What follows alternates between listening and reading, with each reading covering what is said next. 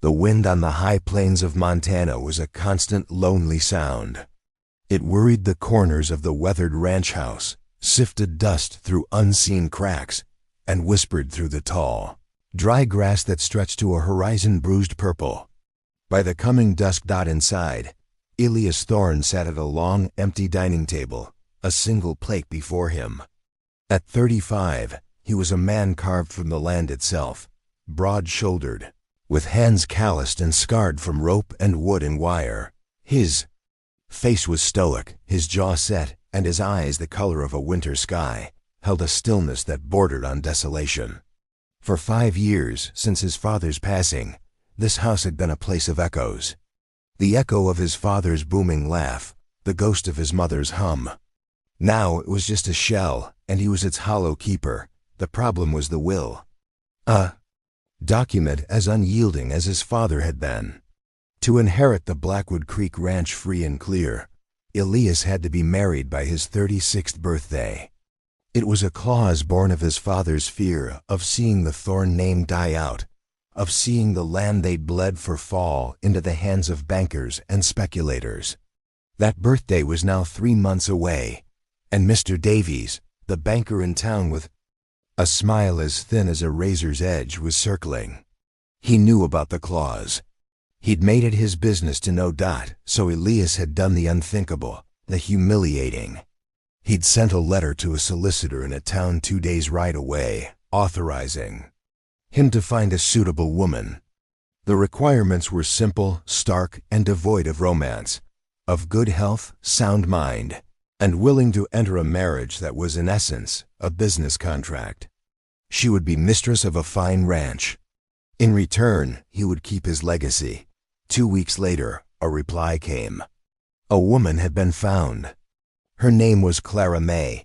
She was a widow, recently arrived from the East, with no family and no prospects. She asked for nothing but safe passage and the security of his name. She would arrive on the Tuesday stagecoach. Elias stood on the platform of the dusty main street, the town of Redemption little more than a collection of false-fronted buildings baking in the afternoon sun. He felt the townsfolk's stares. They knew his business. In a place this small, privacy was a myth. The stagecoach arrived in a cloud of grit and noise. A few men disembarked. Then a woman in a plain dark gray dress descended the steps. She was taller than he'd expected, slender but not frail. Her face was pale, framed by auburn hair pulled back so tightly it seemed severe, but it was her eyes that held him. They were the color of moss after a rain, and they were guarded, holding a history she had no intention of sharing. She carried a single worn carpet bag. She saw him, her gaze sweeping over his imposing frame before dropping to the ground. She walked toward him, her steps measured. "Mr. Thorne?" Her voice was low, softer than he'd imagined. It held no tremor, only a quiet resolve. He nodded, touching the brim of his hat out of habit. "Ma'am." The silence that fell between them was immense, broken only by the wind. This was it. "The transaction. My things are in the wagon," he said, his voice gruff. "It's a long ride." She simply nodded, her acceptance as quiet and final as the closing of a door. As she walked beside him toward the wagon, he noticed her hands. They weren't the soft hands of a city woman. They were capable, the knuckles slightly red, the nails cut short. They were hands that knew work. It was the first thing about her that he didn't hate. The ride to the ranch was a study in silence. Elias drove the wagon, his shoulders a rigid line, his gaze fixed on the horizon. Clara sat beside him, her back straight, her hands folded in her lap. She didn't pepper him with questions or fill the space with nervous chatter. She simply watched the landscape unfold, the vast rolling plains, the distant, jagged peaks of the mountains, the sheer, overwhelming emptiness of it all. To Elias, this silence was familiar. It was the language of his life. But with her beside him, it felt different, heavier, accusatory. The ranch house came into view as the sun began to bleed across the sky. It was a large, 2-story structure, built of dark timber and stone, strong and enduring. But up close, the neglect was plain to see. Paint peeled from the porch railings. Weeds choked what was once a flower garden. It was a house that was holding its breath. He pulled the wagon to a stop and got down. This is it. Clara looked at the house, her expression unreadable. She took in the peeling paint, the wild garden, the lonely porch swaying gently in the wind. Elias felt a muscle tighten in his jaw, a defensive posture against a judgment she hadn't yet made. "I'll show you to your room," he said, his tone clipped. He led her inside. The interior was dark, smelling of dust and old wood smoke.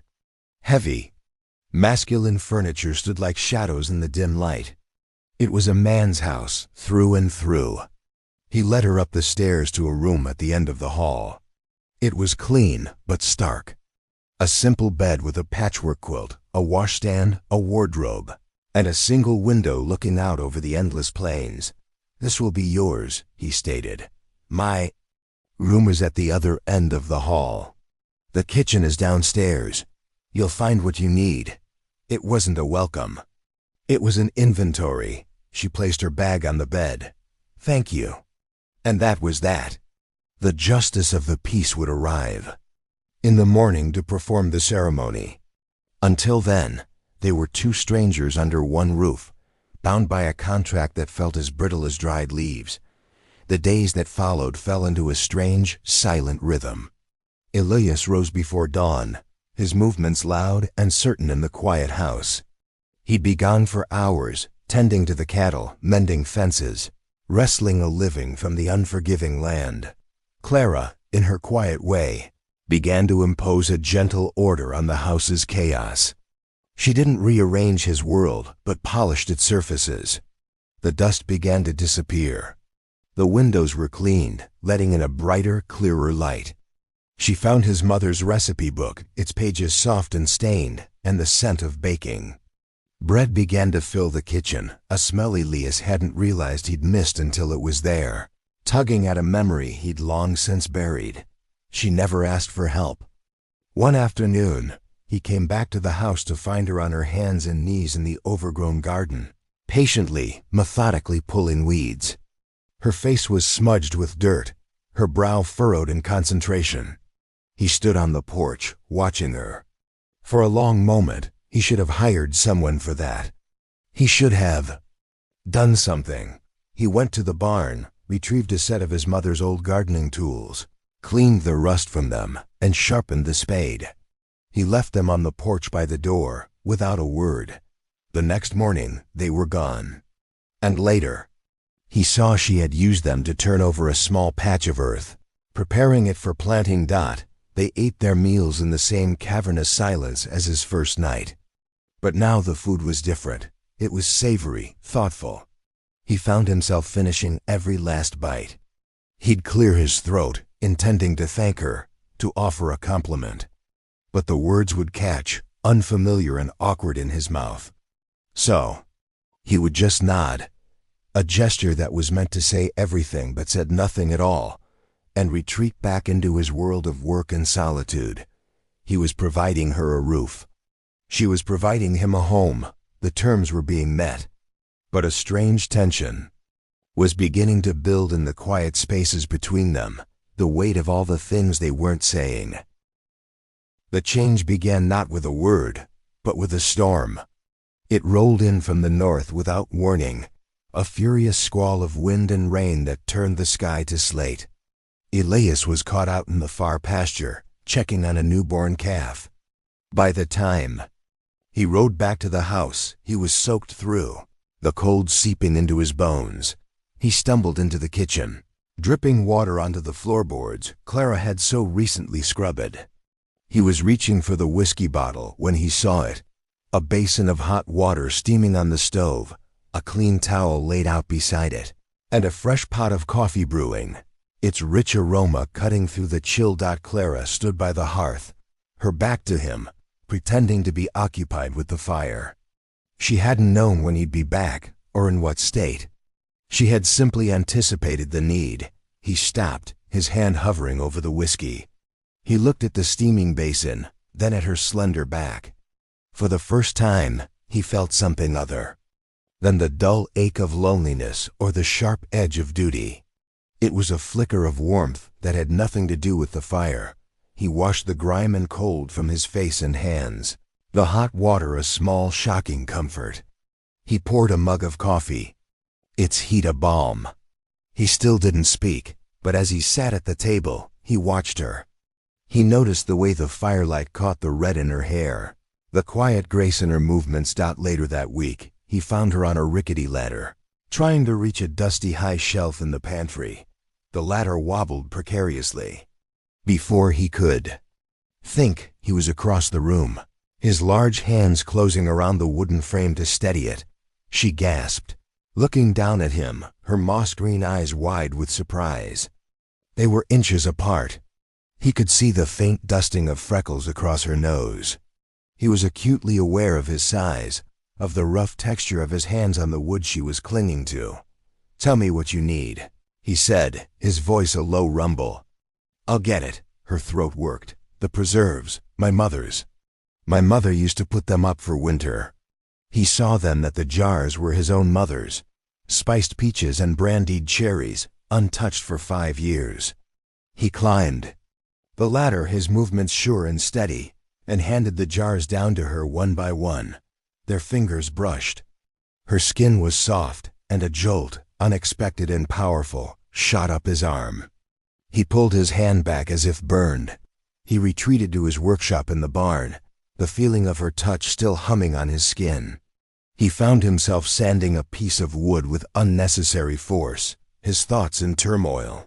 This was not part of the arrangement. This feeling, this awareness of her as more than just a presence in his house, was a complication. The next day, Clara was mending one of his work shirts. The fabric was worn thin at the elbow. She worked with small, neat stitches, her head bent in concentration. He walked past, then stopped. He went back to his workshop and returned with a small carved wooden box. He'd made it years ago, intending it for his mother. He set it on the table beside her sewing basket, his movements stiff. "For your needles and things," he mumbled, not looking at her, "so they don't get lost." He left before she could respond. But later that evening, he saw the box sitting on the mantelpiece, her spools of thread and silver thimble nestled inside. It was a small thing, a basin of hot water, a steadying hand, a carved box. But in the vast silence of the ranch, they were becoming a language all their own, a language of care, spoken without a single word.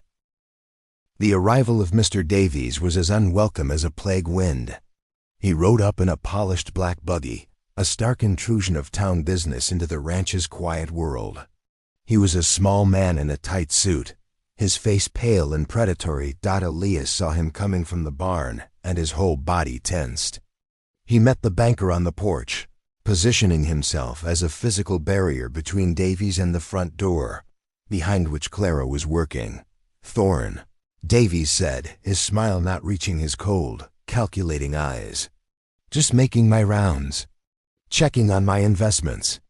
The loan isn't due for another 6 months, Elias said, his voice flat. "Ah, but circumstances change, don't they?" Davies's gaze flickered past Elias, trying to peer into the house. "I heard you took a wife. A bit sudden, wasn't it?" Almost as if a deadline was approaching. Elias's hands curled into fists at his sides. "My marriage is my business. Is it?" Davies chuckled, a dry, rustling sound. "Your father's will makes it my business, makes it the bank's business. An unfulfilled clause is a breach of the inheritance terms. And a breached inheritance means the collateral this ranch is vulnerable." He leaned in, his voice dropping to a conspiratorial whisper. "A mail-order bride, I hear. Desperate, is she? I wonder what a judge would think of such a flimsy union." The threat was clear. Davies could challenge the legitimacy of the marriage, tie Elias up in court until the final deadline passed, and then foreclose. Just then, the front door opened. Clara stood there, holding a basket of laundry. She looked from Elias's rigid back to the sneering face of the banker. Her own face became a calm, unreadable mask, but Elias saw the flicker of understanding and something else, something protective in her eyes. "Good day, sir," she said, her voice even and cool. "My husband and I were just about to have our midday meal. I'm afraid he's far too busy to entertain visitors." The words "my husband" hung in the air. She had claimed him publicly, without hesitation. It was the first time she had done so. Davies's eyes narrowed, scrutinizing her. He was looking for the desperation he'd imagined, the weakness he could exploit. He found none. He saw only a woman standing on the porch of her own home, quietly defending her territory. "Mrs. Thorne," he said, tipping his hat with mock courtesy. "A pleasure. We'll be speaking again soon, I'm sure." He turned and left, his buggy kicking up a cloud of dust that settled over the porch like a bad omen. The silence he left behind was thick with tension. Elias turned to Clara. He expected to see fear in her eyes, or perhaps regret for being tied to his troubles. Instead, he saw a steady resolve that mirrored his own. "He cannot be allowed to win," she said softly. It wasn't a question, it was a statement of fact. A declaration of alliance. That night, Elias couldn't sleep. The banker's words echoed in his mind. Flimsy union. He thought of the quiet, solid presence of Clara in the house. He thought of the steaming basin of water, the mended shirt, the way she had stood on the porch and said, "My husband." It didn't feel flimsy. It was the only solid thing in his world. He went downstairs to the study and pulled out his father's old ledger and the loan agreement from the bank. He spread them out on the desk under the lamplight, the numbers and legal terms blurring together.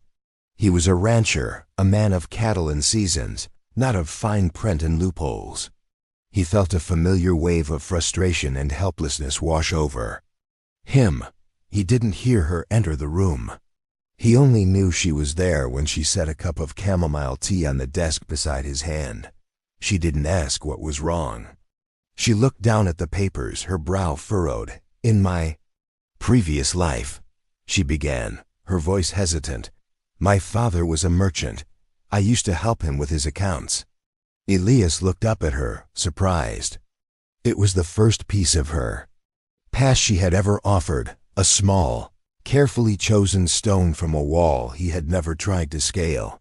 He pushed the ledger toward her. "Be my guest." For hours, they sat at the desk. The world shrunk to the small circle of lamplight. She pointed out discrepancies, asked sharp, intelligent questions, her finger tracing the lines of ink. He explained the ranch's workings, the flow of money, the cost of seed and livestock. For the first time, they were not just a man and a woman living in the same house. They were partners, united against a common enemy.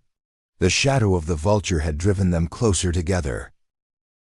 The discovery of Clara's aptitude for numbers shifted something fundamental between them. The ranch's finances, once his solitary burden, became a shared territory. Evenings were no longer spent in silence at opposite ends of the house.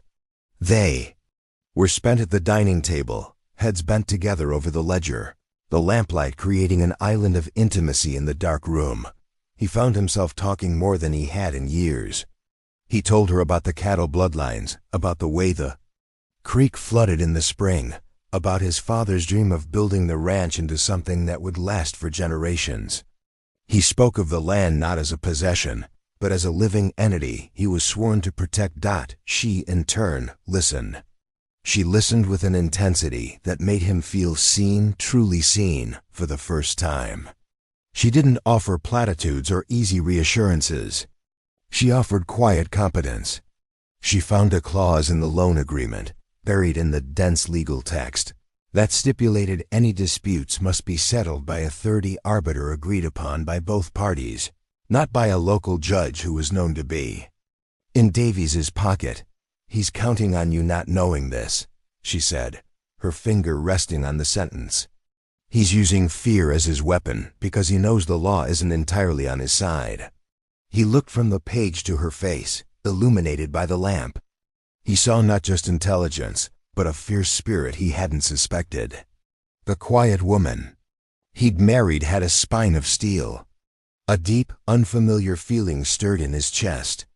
It felt like respect, but it was warmer, more profound. One afternoon, he found her in the newly tilled garden, her hands deep in the dark earth. She was planting seeds, her movements rhythmic and full of purpose. He leaned against the porch railing, watching her. The garden, which had been a symbol of his own neglect, was becoming a place of life under her care. My mother used to grow lavender here, he said, his voice startling them both. Clara looked up, shielding her eyes from the sun. It's a healing plant, good for calming the nerves.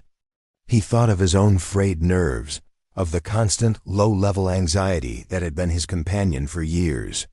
He looked at her, kneeling in the dirt, creating order and life from nothing, and felt a measure of that anxiety recede. He walked over, his boots sinking slightly into the soft soil. He knelt, taking a handful of the earth. It was rich and cool. The soil is good. It just needed tending, she replied softly. Their eyes met over the patch of turned earth. And he knew, in that moment, that she wasn't just talking about the garden. She was talking about the house. She was talking about him. The hardened ground of his own heart was being tilled, slowly, patiently, by her quiet, steady presence. He reached out, his calloused thumb gently wiping a smudge of dirt from her cheek. It was a simple, impulsive gesture, but it was charged. With all the unspoken words between them, her breath hitched. She didn't pull away. She leaned into his touch, just for a second, a silent acknowledgement of the changing season of their lives. He stood up abruptly, unnerved by the intensity of the moment. I have to check the west fence. He strode away, his heart pounding a clumsy rhythm against his ribs. He was a man who understood the clear, simple lines of a fence, the predictable cycle of the seasons. He did not understand this complex, terrifying, and hopeful new landscape that was opening up inside him. But as he walked, he could still feel the impossible softness of her skin against his thumb, and he knew he could never go back to the man he was before she came. The sky had been a menacing shade of bruised gray all day. Elias felt it in his bones, an old ache that always preceded a bad storm. He'd worked frantically, securing the livestock in the barn, checking the shutters on the house. Clara had worked alongside him, her movements efficient and calm, gathering extra wood, filling lanterns, her composure a quiet anchor in his rising urgency. The storm hit just after nightfall. It wasn't just rain. It was a physical assault. Wind howled, like a hungry wolf, rattling the very bones of the house. Rain came down in sheets, so thick it was like being underwater. Then they heard it, a sharp cracking sound, followed by a deep groan from the roof of the barn. The old oak, Elias swore, grabbing his coat. It's gone down on the roof. You can't go out in that, Clara cried, her voice sharp with real fear. It was the first time he'd heard that emotion from her. The horses will panic. The roof could go. He didn't wait for an argument. He plunged out into the maelstrom. The force of the wind nearly knocked him from his feet.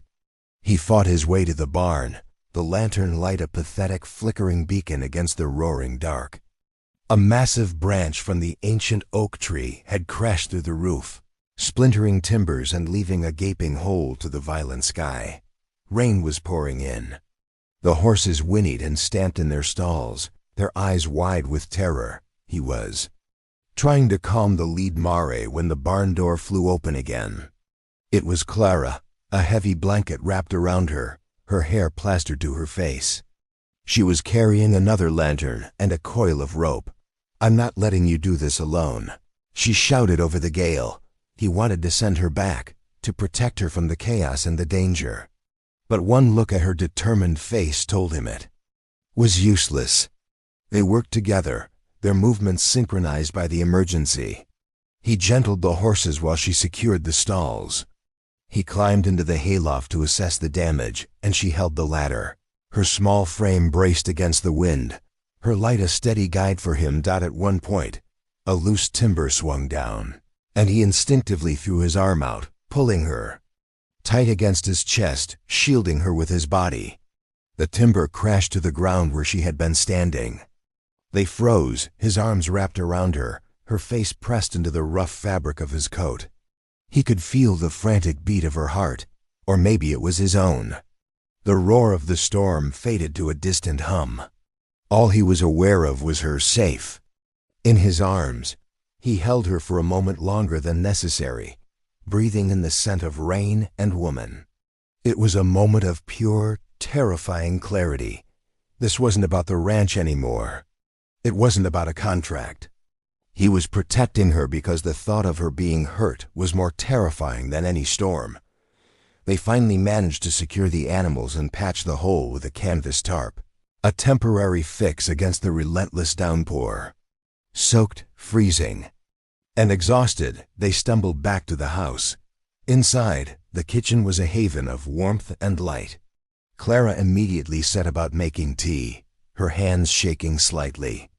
Elias stood by the hearth, dripping onto the floor, watching her. The silence returned, but it was different now. It was charged, intimate, stripped bare by the storm. She handed him a steaming mug. Their fingers touched, and this time, neither of them pulled away.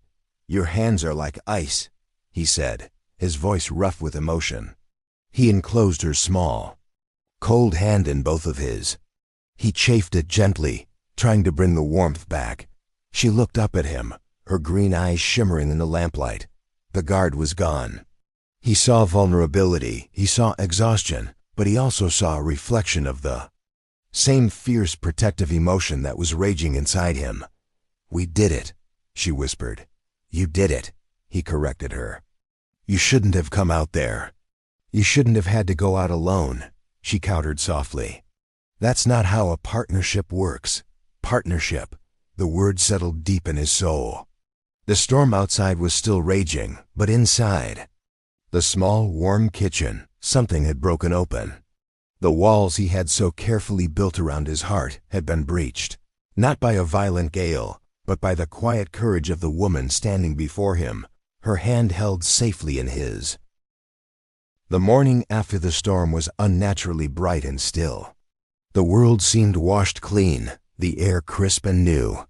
The broken oak lay like a fallen giant, a testament to the night's fury. Elias and Clara moved through the morning chores in a new kind of silence, one born of shared experience and a deep, unspoken shift in the foundations of their arrangement.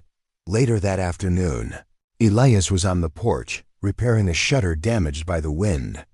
Clara came out and began sweeping away the leaves and debris the storm had left behind.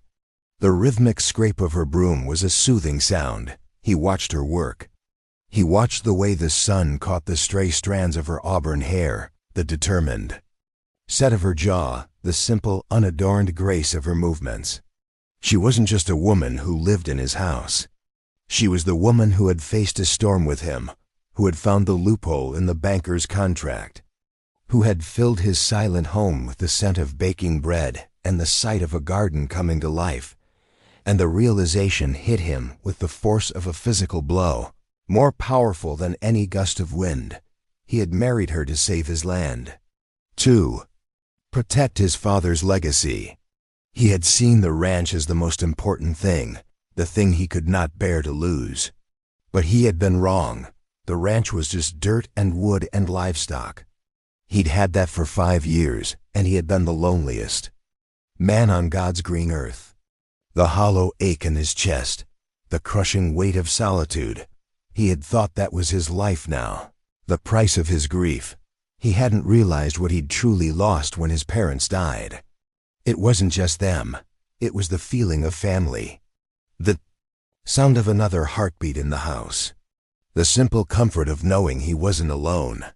It was the ability to trust, to care for someone, to believe in a future that wasn't just another season of work. He had lost his home, even while living. In it, Clara had given it all back to him. She had done it quietly, without demands or expectations. She had rebuilt his home from the inside out, not with wood and nails, but with courage and kindness and quiet strength. He put down his hammer, the sound loud in the sudden stillness. "Clara." She stopped sweeping and looked at him. He walked over to her, his heart pounding. The words felt foreign, clumsy, but he had to say them. "This arrangement, when I made it, I thought I was doing it to save this ranch." He gestured to the vast expanse of land around them. "I thought this was what mattered, my father's legacy." He looked down at his own scarred hands, then met her gaze. Her moss-green eyes were wide, waiting. "I was wrong," he said, his voice thick with an emotion he couldn't name. "This was just land. It was a place to work. It was empty." He took a step closer. You came here, and you filled the silence. You stood up to Davies. You faced the storm. You planted a garden in soil I'd given up on." He reached out, his hand hesitating before he gently cupped her cheek. Her skin was warm. "I thought I had lost everything that mattered. The ability to feel anything but the work. To trust anyone. You gave me back something I didn't even know I was missing." Tears welled in her eyes, shimmering like morning dew. "Elias." She whispered his name, the sound a soft caress. "This isn't about a contract anymore." "Clara," he said, his voice breaking. "Not for me." He was giving her a choice. He was laying his broken, healing heart at her feet, terrified she would turn away. She didn't. She leaned into his touch, a single tear tracing a path through the dust on her cheek. And she covered his hand with her own, holding it there against her face. It was an answer. It was acceptance. It was everything. The meeting with the banker was different this time. It took place not on the porch, but inside, at the long dining table. Elias and Clara sat on one side, the ledger and the loan agreement placed neatly before them. Mr. Davies sat opposite, his smug confidence faltering slightly in the face of their united front. It was Clara who did most of the talking. Her voice was calm and steady as she pointed out the arbitration clause. She spoke of legal precedent. She laid out their position with such unshakable, quiet authority that the banker's arguments began to wither. He had come expecting to intimidate a grieving, solitary rancher. He found instead a formidable partnership. He left not with a victory, but with a grudging, face-saving settlement that would secure the ranch for good. When the buggy had disappeared down the lane, Elias turned to Clara. He didn't speak. He simply opened his arms. She went into them without hesitation, burying her face in his chest. He held her tight, his chin resting on the top of her head, breathing in her scent. The house was silent, but it was a comfortable, peaceful silence. Now, it was the silence of home. Life on the ranch found a new rhythm. It was a rhythm of shared work and easy companionship.